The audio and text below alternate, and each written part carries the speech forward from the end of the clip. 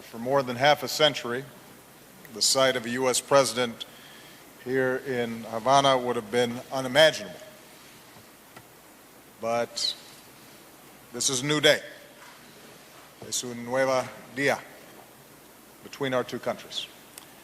This is the largest such delegation of my presidency, and it indicates the excitement and interest in America about the process that we've undertaken. And I'm especially pleased that I'm joined on this trip by so many Cuban Americans.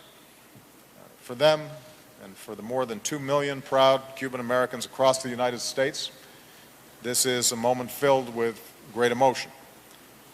Ever since we made it easier to travel between our countries, more Cuban Americans are coming home.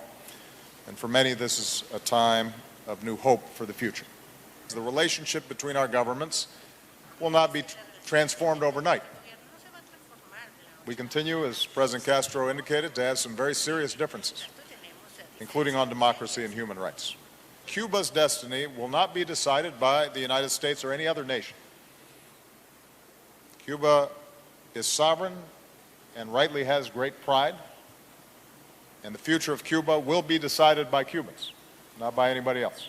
I made it clear that the United States will continue to speak up on behalf of democracy, including the right of the Cuban people to decide their own future. We'll speak out on behalf of universal human rights, including freedom of speech and assembly and religion. Indeed, I look forward to meeting with and hearing from Cuban civil society leaders tomorrow. We're moving ahead with more opportunities for Americans to travel to Cuba and interact with the Cuban people. We're moving ahead with more trade. With only 90 miles between us, we're natural trading partners. The road ahead will not be easy. Fortunately, we don't have to swim with sharks in order to achieve the goals that you and I have set forth. The embargo is going to end. When? I can't be entirely sure, but I believe it will end, and the path that we're on will continue beyond my administration. The reason is logic.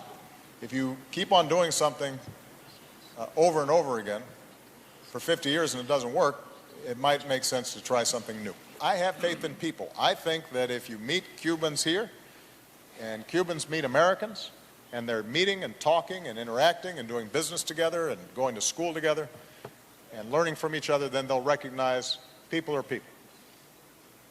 And in that context, I believe that change will occur.